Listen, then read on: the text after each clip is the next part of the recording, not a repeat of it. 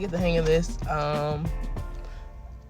I'm new to this, so I'm going to document how it goes for Habitat. And today is the first consultation. Consultation starts at 8. It is 7:59, so I'm about to get out of the car and go and see. So wish me luck, guys. This number is what's going to help us understand what we can afford towards a house payment, as well as what we can afford towards things like credit cards, car payments, any other debts that we have. We want to think about any other debts because when you're looking at buying a house or taking out a loan to buy a house, that's a 30-year commitment or a 30-year contract. And at least in the first 3 years, we want to think about where else your money's going to be going. Because you don't want to put yourself more in debt than like really what you can afford to pay back.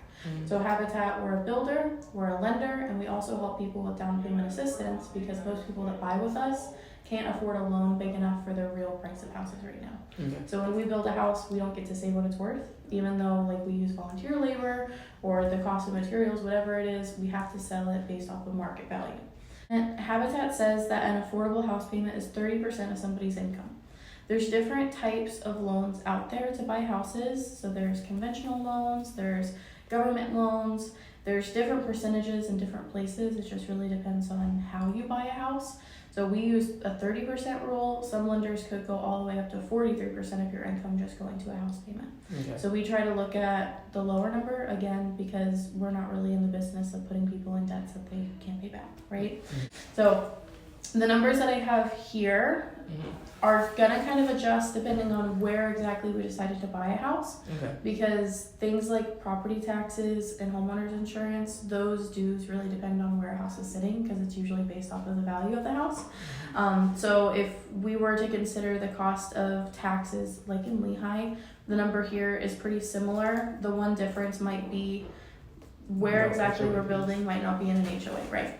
So if we can afford $1,014 a month towards a house payment, that's going to include the cost of taxes, the cost of insurances, the cost of flood insurance if the house was in a flood zone, the cost of an HOA if it was in an HOA. Those are all a part of the housing expense, so that all needs to come out of what you can afford. What we do is we consider like an average, like what we're thinking it would actually cost you, and then it's up to you to make sure that you file for certain exemptions to keep your tax bill lower, which we teach you about through classes and through like these advising appointments, so by the time you actually own a home, you'll understand like kind of how those things work.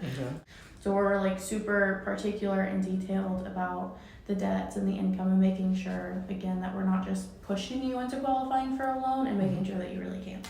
There's a guideline, there's a rule, but just because a piece of paper says that we can afford it doesn't mean that we actually could, right? Your credit report details a lot of different stuff, sometimes going all the way back to the first credit line you've ever taken out. And up here, I just want to point out kind of what's on here because I'm going to give you a copy and I don't want you to look at it later and be like, oh wait, what does this mean?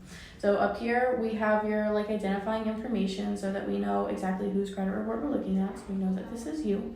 And then we can see up here, it tells us where we're pulling the information from. So this credit report includes information from 3 of the main credit bureaus. So we have Equifax, Experian, and TransUnion. That's their little code names on here. So as we look to see what's being reported, we can identify who exactly is reporting it. Not all the time is a debt reported with all of them. It's kind of up to the creditor, like who they communicate it with. And then your scores themselves, we have one from each of the bureaus.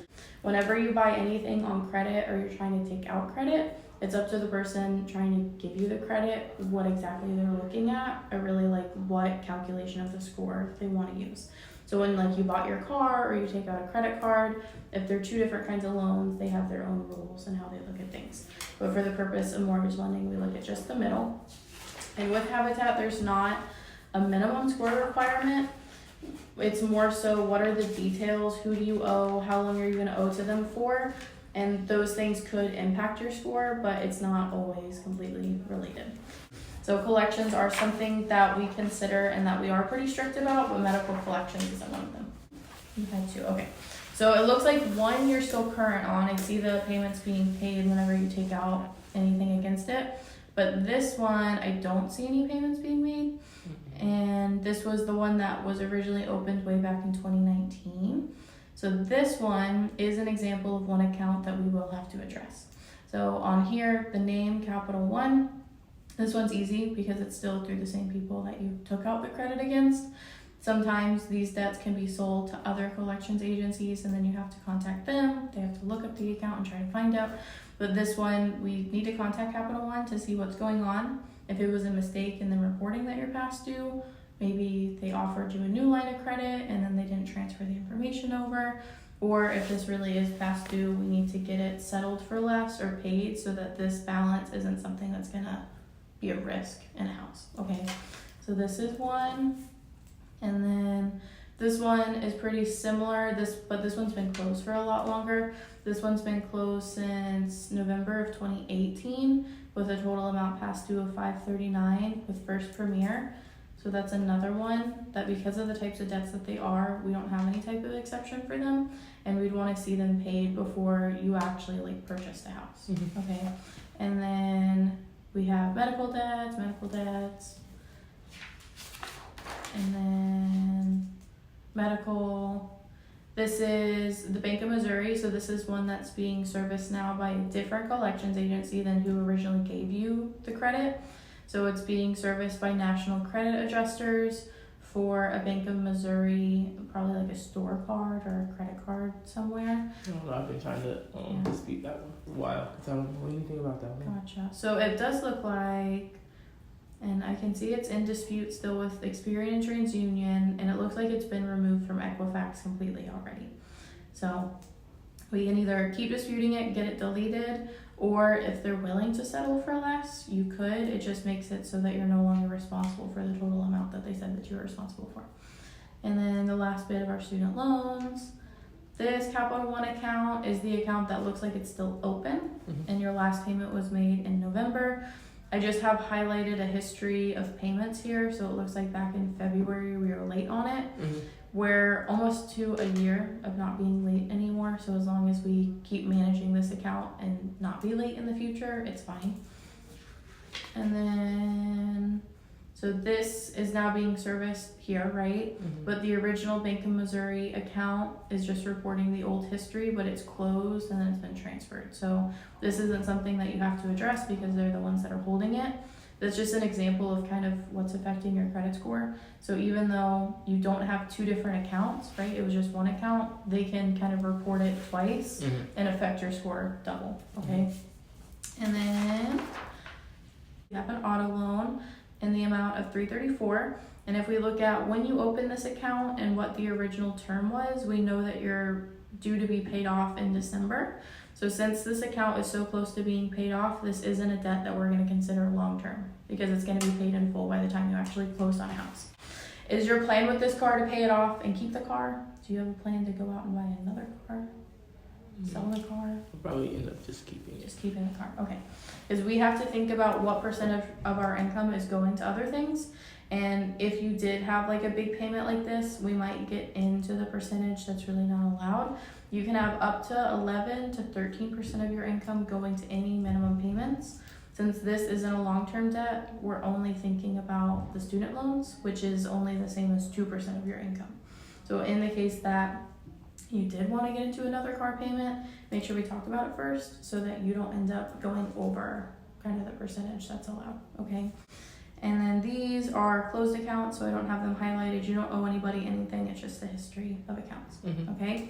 So those are just the 3 accounts that we need to address or make contact with or do something with so that you don't owe them anymore. And then otherwise, we're close to having the car paid off, so that's good. We'll put that back in order. So yeah, like the only like real obstacles that we have are just the mix of those 3 collection accounts. And then which is like under nothing crazy. So those ones, they make it pretty simple, honestly, to pay them. And a lot of the times they'll be willing to settle for less than the amount that's actually on there. Because that total past due amount might be late fees, extra interest that was charged at a certain point. But if you contact them like the $600 to Capital One, they might be willing to take $300. And it'll just show account was settled for less, total amount due is 0, and that's what we care about. It's just making sure that there's not a debt that's out there that you're still legally responsible for that could affect like a house, okay? So those 3 for sure. And then car's almost paid off, so that's gonna be done before January, it looks like. And then the tax due date is April, right? But do you think that you're gonna be filing before that? Are they pretty quick with like your W-2s and all of that? Because the sooner that you can have it filed and the sooner that we can make sure that the taxes are like done in a way that we can actually like count the income, then maybe we can plan to follow up with each other like right after you have your W-2 like in your hand, and we'll see what kind of progress you've been able to make on those 3 accounts by then. Does that sound good? Mm-hmm. And then we can look at where exactly we're building. We do tend to have, and what you'll see a lot that we're like advertising is what we do are in homeowners associations, but that's just because as a builder, we have one big piece of land and we can build 30 houses there, so it's kind of like easier for people to plan on those. But we are gonna keep building in places outside of the HOAs, so like Lehigh, Cape Coral, North Fort Myers, in Fort Myers city limits. We're gonna keep building there, and so when we go to follow up with each other and we're actually ready to submit a pre-application is when we're gonna start looking at where we're building. Ultimately, you're gonna be the one to pick where you're gonna live. There's like a common misconception that Habitat's gonna tell you where to live, and that's like not the case at all. If you're buying the house, we want it to be a house that you actually want to live in. So we can look at, we have an actual list of addresses that we update monthly based off of our build schedule, and we can see where exactly we're building, and as long as our income stays about the same, I think that we'll pretty much have an option to pick wherever we want to go, where we're going, okay? So maybe we can touch base with each other like right around February, and then see if by then, if you're able to get the 3 accounts paid off, if they are all willing to settle.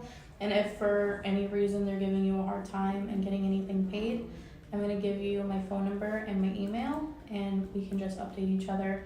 And then if there's anything I can help you with, like if they make you have to send in a letter or do anything like that, I can give you templates to make it a little bit easier. Okay? And ultimately, if we get ready, then it's just a matter of finding the right address that we'd actually want to apply for. It's not like there's a time limit, like if you become ready to apply and you don't apply because there's not an address you want to apply for, we can just wait and follow up with each other. Does that make sense? Like by February, if we have the collections paid, we're ready to go, but there's not a house like in Lehigh, or there's not a house maybe that you want to go to, we'll just keep looking at the list each month, okay?